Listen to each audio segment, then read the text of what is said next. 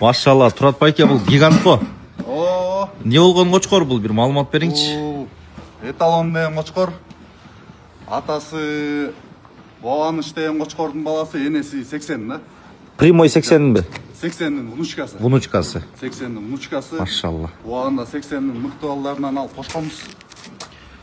Бұл ошондо эталон, Эталон деген қочқор. Параметр қандай? Параметри банитировка мен бойы 1,7.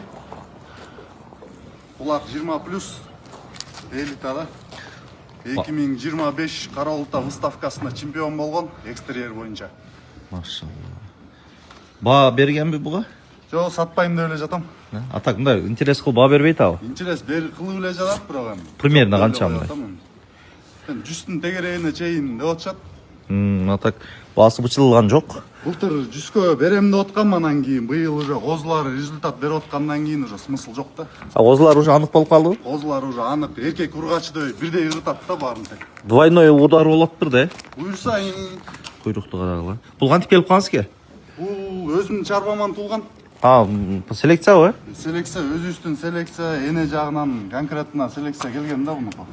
Ошонда бұл эми егис өспөйт, биринчи туут токтунук өспөйт дегендерге мына биринчи туут токтунун егис козулусунун бири да.